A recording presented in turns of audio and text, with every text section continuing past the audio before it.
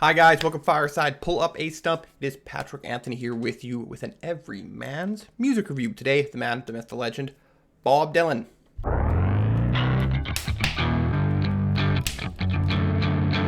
So the purpose of these reviews, guys, is to give people who are big music fans but not big music nerds some insight into some of the best groups and music individuals, music entities, of all time. And I've got a huge best of list I have worked on for a very long time. Bob Dylan is just the most recent one I have done, and I plan to cover everything in my best ofs and then do others, especially ones that people want to suggest to me as we go. The first thing that you note when listening to Bob Dylan is how easy it is to listen to Bob Dylan. Bob Dylan is very easy to listen to. When you get into the first album, there's not a lot going on in the first album. It's like that with a lot of artists. Like you can tell Bob Dylan is I don't know if I should say his full name the whole time. I don't know. My good friend Bob, if he is, he's obviously blossoming here. And the first thing, the second thing I noticed is, what? Bob Dylan wrote House of the Rising Sun, and it's a really extraordinary thing. You listen to the song, and it's obviously extremely similar. It doesn't have, he's strumming it, of course. It doesn't have the famous doom. But the big difference is, for those who've never heard the original, it's a girl. He's speaking from the viewpoint of a girl, which I thought was really interesting. First album was okay. Getting into the second and third albums, this is Bob Dylan. This is when, if you don't know Bob Dylan and you think of Bob Dylan, these are the albums. People who are very familiar with Bob Dylan are probably going to wonder why I don't have more songs on my Best of Bob Dylan playlist. I'm probably going to go back and add more. This is a first time through list. Usually the lists get added to and trimmed as I listen to them more and more, and I decide what I really, really, really love. But Blowin' in the Wind it's Blowin' in the Wind. I mean, it's poetic, it's beautiful, people will be listening to Blowin' in the Wind, assuming no disasters, in 2246. But great song, Massive War. Don't think it's twice alright is a favorite.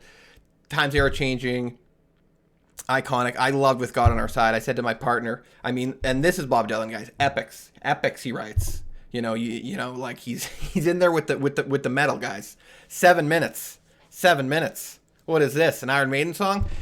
With God on Our Side is 7 minutes of just brilliant storytelling, where the ending, I said to my partner, I won't spoil it for anyone, but the ending of this song, like the line at the end it hits so hard. It's probably my favorite ending line to a song ever. Like, you got a lot of songs with, especially I'd say women, female vocalists, where they get this big note at the end, but just this line at the end, guys, is like, you're like, yes, Bob, yes, that hits so hard.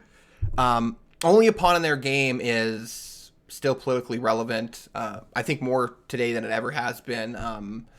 Go listen to it if you're any color and a human on Earth.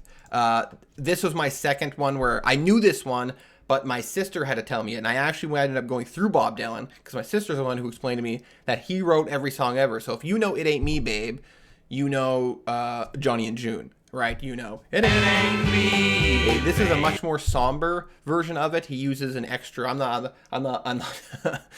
no, again, music nerd, but there's an extra minor chord where it's a major chord in the Johnny and June version, Johnny Cash and June Carter. But it's still a great song. Then you get into people. This one is, my sister showed me the song and I loved it, and was a huge part of the motivation again to get into watching Bob Dylan, listening. Though he is fun to look at. She Belongs to Me, great song. Mr. Tambourine Man, I think a lot of people think is his greatest. I think it was like really high on Rolling Stone's like greatest songs of all time. I don't think it's really great. It's it's one of the most listenable songs. Like 5.5 minutes and the song's over in 2.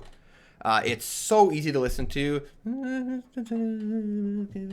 And for an amateur musician like me, it's extremely easy to strum along to, which you can't say for all his stuff. Especially the early stuff where it's like only Bob Dylan. Like, you get these songs where like there's no drummer or nothing, and I'm like trying to strum along, and you get lost. Like Bob loses me. I don't know what he's doing with the tempo, but I can't.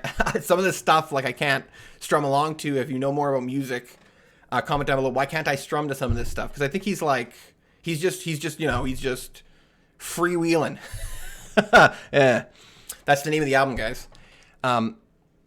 So after that, you get into Like a Rolling Stone. I think Like a Rolling Stone is around where you get into. I'm trying to remember exactly when it was, but infamously, Bob Dylan picked up an electric guitar at some point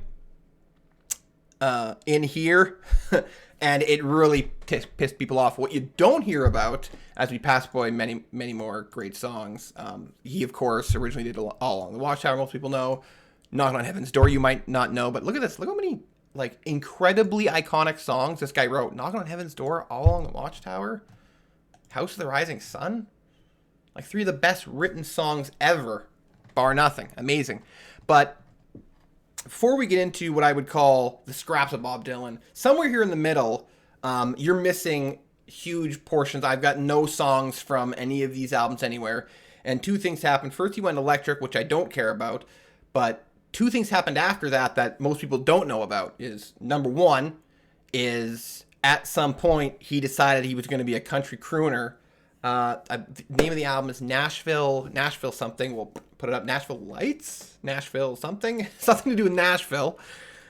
He apparently just fell in love with the old country music. And you turn on this album, and I'm listening to it. And I showed it to my dad, and he said, yeah, that's Bob Dylan. And I'm like, dude, I turned on the album, and I thought what it was Bob Dylan was like, I'm going to write an album and have somebody else sing it, right? All the grit, everything has gone out of his voice. It sounds so strange. I hated all of it, right? But then it got really strange. But then it gets really strange, because following that, Bob Dylan decides he's gonna make Christian music, and not like he made a song on an album where he mentioned Jesus. For several albums, or what felt like several albums, I know it was multiple albums, all he talked about was Christianity, which it was like astonishing. I had no idea this existed for Bob Dylan. And I got one song. You'll see I have songs from in there, but let's see if I can find it quick. Right here. This is the only one that I think the only Christian song of his that I put on here. I think there's some other ones that may be Christian-y, but it is obviously just Christian rhetoric. Hopefully I can show you a sample, because it's a hilarious song. Gets stuck in my head. It's probably like one of the catchiest songs he's written. Man gave names to all the animals in the beginning. It's like something you would sing in church as a kid. Like, I was raised Catholic. It's something you would sing in church as a kid. It's so strange. It's amazing, and I love it. Past that, once he gets out of that stuff and you get back to just the gritty, gritty voiced. I wouldn't call it music, especially gritty. You get back to more consistent Bob Dylan, but like most artists, he's of course not creating outrageously good songs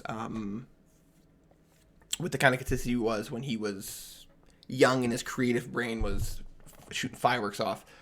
So you get I give that an song from this album now. This is actually, I'm pretty sure, a Christian song too as well. The Man in the Long Black Coat, I think it's supposed to be Jesus or something. Also really good. But these ones are all, I'm like, yeah, these are pretty good. These are all ones that might fall off the list at some point. Hurricane, going back. If we could just go back over quickly. Hurricane, of course, is epic about the famous boxer who was falsely imprisoned. They made a movie about it. There was some guy in it. But lots of these, I love almost every song on here. Like, love. If you are wanting bad news, so for people considering, so on the end here, guys, for people considering whether when I go through an artist, whether or not I'm giving them a pass in terms of like, I'm like, oh, this is really good. Like, if they're an artist, they've been around, they got 5, 6, 7, 8 albums. I want to see 20 songs. I want to see 20 songs on this playlist. He hopped right over that. 28 is very solid for me in terms of going through his discography. It's not a lot considering how long his discography was. Maybe the second longest I've been through. Boy, Elton John was a lot to listen to. It wasn't that it's Elton John's. It was nice, but it was a lot to listen to. Quickie notes, at times, if you are considering listening to every Bob Dylan song ever, would I recommend it? No, I don't think I would. Listen, you could just listen to these first couple albums, listen to like the first few albums, bounce when it gets weird, and then just go and find all the favorites that you'll find in like the top 10 on Spotify and stuff. This is really not worth it almost finding these songs. It got monotonous at times. There was one album I recall where it just sounded like he was just screaming, and I was like, woof. Like, it really got ugly at times in this discography, like really ugly. Like, you would never expect. I had no idea. It was really a learning experience. But, life of an artist. Overall, I do recommend listening to Bob Dylan. Why wouldn't you? Especially if you're an amateur guitarist like me or whatever. I mean, amateur, you transcribe this onto saxophonist and you want to play along. Great for that. That's great for that. That's a big plus for me, though, as I said before. He loses me on songs. I'm strumming, and then suddenly I'm not where he is. It's really confusing. But brilliant. Listening to these songs, I could listen to hear these first 10 are almost like the top 10. Like, it's really that intense. And you can listen to Mr. Tambourine Man. It's a 5.5 minute long song, and you can listen to it 20 times in a row. Like, I could listen to some of these songs until I puke. And other ones are just incredibly beautiful or like striking songs, like With God on Our Side or Rolling Upon in Their Game. Very, very striking. I like listening to All Along the Watchtower, that is, Hendrix or Dylan, and just trying to figure out what that song's about. He on All Along the Watchtower, to me, he go what I would call like full Gord Downey. Like, I don't know what you're trying to say, you know what I mean? Serge Tankian, like these lyrics where you're like, I don't know what we're talking about. But it's good. So overall, guys, recommend, of course. Bob Dylan's amazing. Everyone loves Bob Dylan for a good reason. He is one of the greatest songwriters of all time. I think he got confused at some point. He got a little lost and came back. Famously, he's on his, I think it's called his Never Ending Tour, which you can still, I think, find him on. And he was releasing albums while doing that Never Ending Tour, which is super cool, super iconic. But yeah, I hope you guys enjoy. Give me your thoughts below. I will link this playlist if you guys don't want to bother listening to every Bob Dylan song, which takes many, many hours. It takes an extremely long time, and not all of it is fun. So if you want, I will. Well, if you want or not, I'm going to put this link below, so you guys can just use this playlist if you so please. Give me your thoughts on Bob Dylan below. Did you know about him crooning? Did you know he went on a Christian kick? Did you even know that he went electric and it really, really upset people? Let me know below, guys. We love talking to people. Comments are what drives me. GG, God bless. Stay persons.